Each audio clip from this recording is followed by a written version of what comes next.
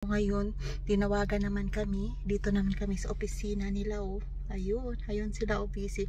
Nagfi-fillet para kinukuha lang naman yung laman ng isda at saka yung ulo binibigay sa amin. Okay lang yun kasi nakakatipid talaga, guys, pag binibigyan kami ng mga isda. Malaking tulong talaga yun sa amin. Ulam namin pang araw-araw. Yan, di ba? Kaya, ayan, dito na naman kami. Ayun, yung mga boss. Ayun, sa loob ng opisina nila. Dito yung masasakyan nila. Yan. Tinawagan lang si Habi para kunin yung isda. Busy pa sila sa pagpipili. Ayun sila, oh. Busy, oh, sa wow, ang lalaking isda. Ayun sila. Yan. Mga boss yan. Mga director. Mahilig kasi sila sa fishing. Kaya yung mga asawa nila kasama rin. Minsan nagpe-fishing. Bago kasi yung boat nila. Guys, kararating lang namin. Ito yung binigay ng isda sa amin, guys. Grabe, oh. Ang dami. Yan. Ito binigay sa amin yung fillet. Para sa akin daw to. Wow. Grabe. Ang dami. Grabe. Isang timba talaga. Isang talaga, oh. Dami, oh. Tingnan mo, ang dami talaga. Wow.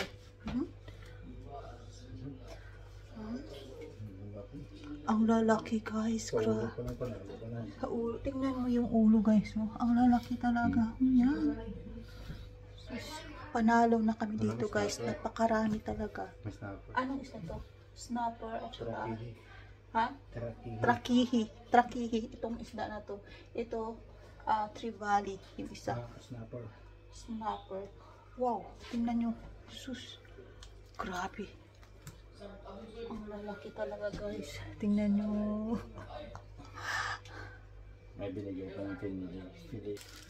Yung fillet, itong ginagawa nila, tinatanggalan nila. Tapos, sa kanila yung laman. Ito, bili ko para sa akin daw. At saka sa mga kids ko. Grabe, guys. Tingnan nyo. Ang dami talaga. Ang laki ng snapper, oh. Alam mo, guys, nakakatipid talaga. Tingnan nyo, guys. Ang laki ng snapper. Oh, yan. Wow. Ano, ganyan mo. Wow, grabe, guys. Oh, ang laki. Sus. Grabe. Sariwa talaga, guys. Bagong huli talaga to lahat. Sus, napakarami, guys. Oh. Ay, puro snapper. Ang sasarap yung snapper na yan, guys. Tingnan nyo. Yan. Grabe, oh. Ang dami. Sus, napakarami. Dahil kung mga laman-laman. Ilagay lang dyan sa amin. Laking tipid dito. Laking tipid talaga to sa amin. Nakakatipid talaga kami, guys. Kita mo, hindi na kami nga ng grocery ngayon. Dahil daming stock namin. Dapat ngayon, kanina dapat nag-grocery kami pero hindi na kasi napakaraming stock namin na ulam. O, diba? Sus. Yan. Yan, guys. Tingnan nyo. Grabe, ang dami talaga. Sus. Yan, oh. Lucky snapper. Wow. King snapper, oh. Meron pang malaki. Oh. Malaki.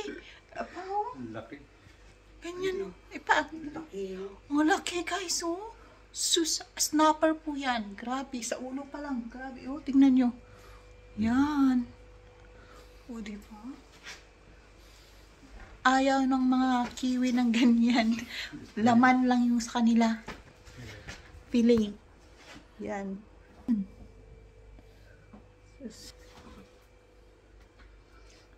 Thankful and blessed talaga kami.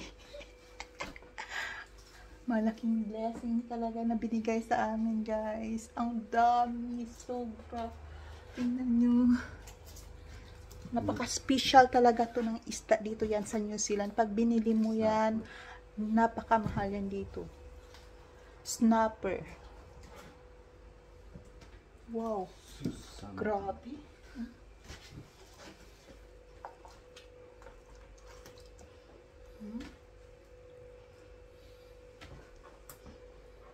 Puno yan, no? Laman. Oh, laman. Oh, yan. Filet. Na binigay sa amin. Marami. Ang dami talaga, guys. Ito, filet din. Ito, binigay. Yan, ito, filet din. Yan. Ito yung mga kinukuha nila. Oh, laman. Grabe talaga. Sobra talaga ang laki nito, guys. Ito talaga. Wow, hindi ko talaga mahawak-hawakan, guys. Kasi ang laki. Tingnan nyo kung gaano kalapad siya. Yan. Halos matakpan na yung mukha ko. Tingnan nyo, guys. Yan. Grabe. Sa ulo pa lang. Sobrang laki talaga, guys. Yan. Ganito kalaki lahat yung binigay sa amin. Pari-parihong size. Yan. Yan, filet. Sarap to prituhin, guys, yung mga filet nang to. Yan. Tingnan nyo, guys. Ayaw nila nito. Binigay sa amin. Pangkilaw. Yan. Basta may tinik-tinik, guys. Ayaw nila yan. Ito may tinik lang na konti. Ayaw nila. O, diba? Tayong mga Pilipino. Tayong mga Pilipino. Kahit Kaliskis lang tapon. Tayong mga Pilipino, kaliskis lang talaga ang itatapon yan. Pero sa kanila, pag makita nilang may tinik na konti, wala, ayaw nila yan. Filet lang talaga sa kanila. Yan. Masarap to prituhin. Tribali to. Tribali. Balat ng tribali, guys. Sus, napakarami talaga, guys. Grabe, sobrang blessing talaga yung binigay sa amin. Panalo talaga kami dito, guys. Dami. Tingnan mo. Yan, guys. Napakarami. Ayan na, guys. Lahat yan, snapper yan. Yan. O, diba? Napakarami talaga. Ito yung mga ano nila, oh. Sa napakalaki. Yan. Pa ganyan pa. Sa kaldero. Wow, isang piraso, isang kaldero na, guys. Yan. Daming blessing talaga binigay sa amin. Once na mapagbigay ka, marami pang blessings na darating sa'yo. Kaya, share the blessings always. Why? Thank you for watching. Ayusin muna namin to, guys. Ang aming napakaraming isda na binigay sa aming blessing. Thank you talaga. Ito, yung mga plastic, guys, na ready na namin. Para ilagay dito. Naghahanap ako ng plastic kasi hindi kasya talaga. Kailangan talaga maraming plastic. Ayan, ito. Ito pa lang yung natapos niya. Dalawa pa lang. Yan. Pero malinis na yan, baby. Oo, malinis na to, guys. Bago ilagay namin sa freezer. Yan. O, diba? Sabawan or paksiw. Napakasarap nito. Special snapper ito, guys. Yan. Napakasarap. Sabawan or paksiw. Yan. Ito pala yung natapos na. Yan. Kahit prito lang na may breadcrumbs. Oo. Sarap yan. Ito, hindi pa talaga ang dami pang linisin ni Happy. Yan. Anong oras kaya matapos niyan sa paglilinis pa? Abutin pa ko ng araw nito. Abutin pa pa niyan mamaya madaling araw. Kalinis kasi ang dami talagang linisin niya, guys. Bago namin ilagay sa freezer, kailangan malinis.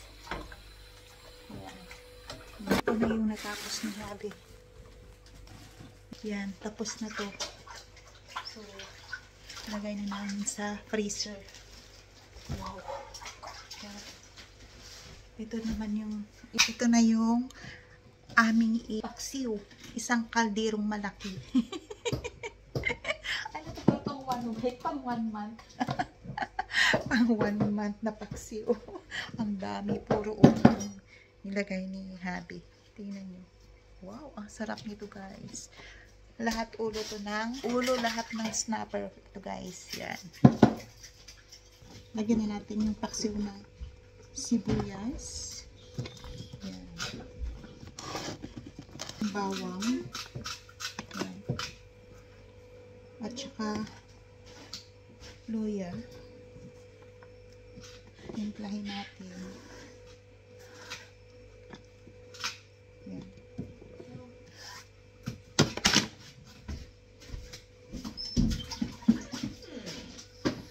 Lagyan natin ng salt.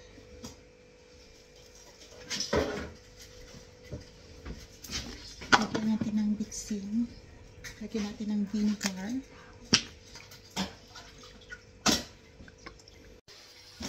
Ito na guys yung natapos na linis.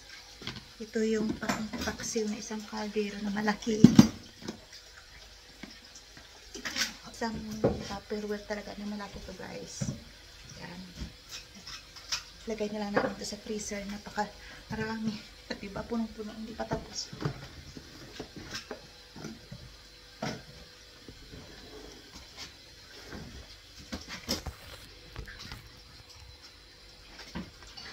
Yan.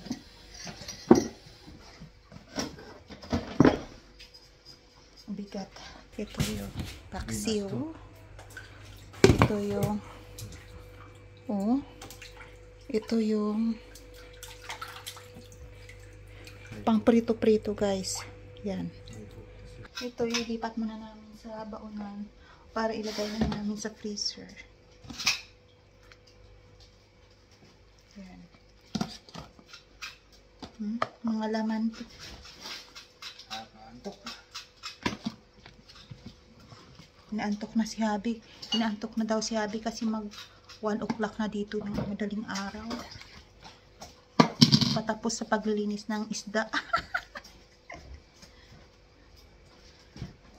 Time check 1 o'clock in the morning. Naglilinis pa si Habi ng isda. 3 oras na paglilinis ng isda. Bye! Thank you for watching and good night. Good morning.